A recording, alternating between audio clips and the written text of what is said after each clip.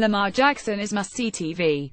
The Louisville quarterback earned a Heisman Trophy in 2016 when he roasted opposing defenses for 51 total touchdowns, 31 passing and 20 rushing. The sophomore finished the season 10th in the nation in rushing yards, just 32 yards behind the number 8 overall pick in the 2017 NFL Draft, Christian McCaffrey. It's likely Jackson's turn to be a top draft pick next. While HES a junior and could return for another year in 2018, HES a favorite to win the Heisman again this season and HES running out of things to prove against ACC defenses. Louisville was no match for Clemson, especially the defense, but Jackson still had a solid outing. He finished with 3 touchdown passes and 1 pick, completing 21 of 42 attempts for 317 yards.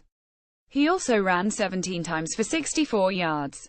Most of his passing numbers came in the fourth quarter, when the Tigers' defense finally dialed back the pressure just a bit. 1. The 2018 quarterback class may be thinner than you think. Shortly after the end of the 2017 NFL Draft, SB Nation's Dan Carter posted his first mock draft for 2018. While an NFL and college football season will warp most of Carter's predictions, he was optimistic about the class of passes on the horizon.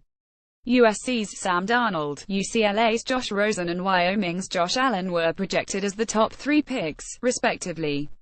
Not far behind was Oklahoma State's Mason Rudolph at number 8 and Jackson at number 11. But Allen struggled in the spotlight at the start of the season, and the 2 quarterbacks in Los Angeles may not even enter the draft in the spring. I continue to hear that it's possible that Sam Darnold is going to stay in school, and I continue to hear that it's possible that Josh Rosen is going to stay in school, ESPN's Adam Schefter said on WEEI's Kirk and Callahan show on Friday. There's a very real possibility that Jackson will end up being a candidate, if not the favorite, to be the number 1 overall selection for whatever NFL team is lucky enough to be that bad too. Jackson is fun as hell, even if you're tuning in with your super serious scouting clipboard to take notes on Jackson's NFL aptitude. It's pretty easy to appreciate why HES so fun to watch in the first place. He makes a lot of people miss and has enough strength and instincts as a runner to run north and south rather than just beat people to the edge with his speed. Even when defenders get to him dead to rights, he may go straight over the top. Nobody in college football has a better highlight reel and, if nothing else, at least appreciate the times hell inevitably makes you say wow Saturday. 3.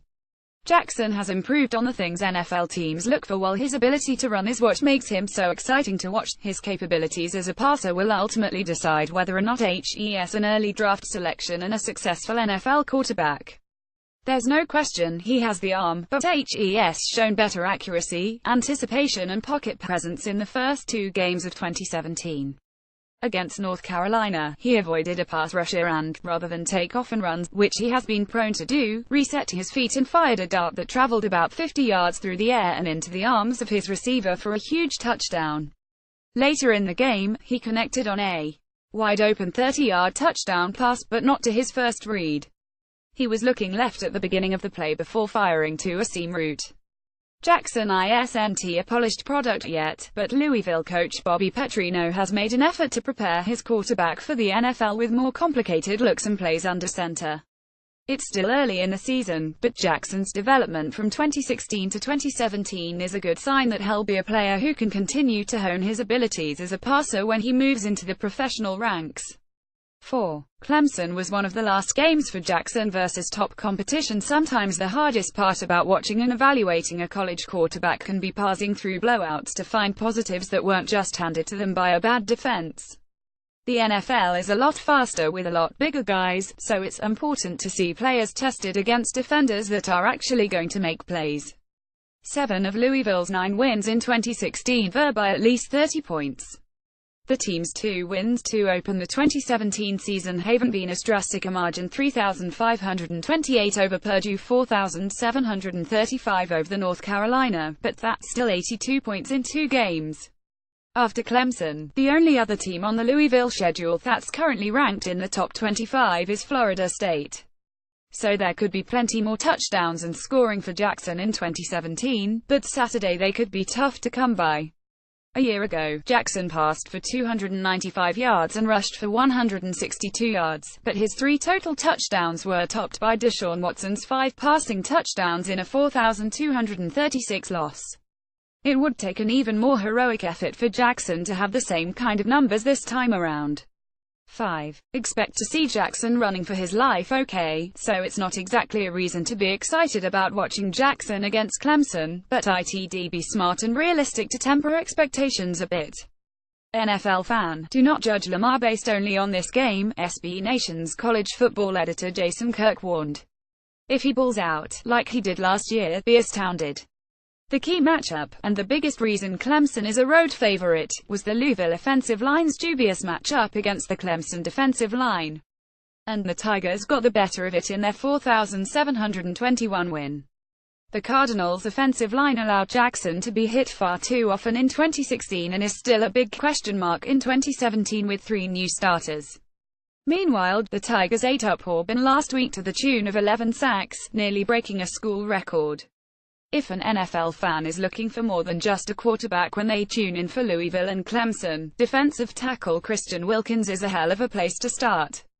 The 310-pound defensive tackle is athletic enough to do the splits and was the first defensive lineman off the board in CADA's 2018 mock draft. We cautioned you to temper your expectations for Jackson on Saturday, but it was a good chance to watch him handle a lot of pressure. 6.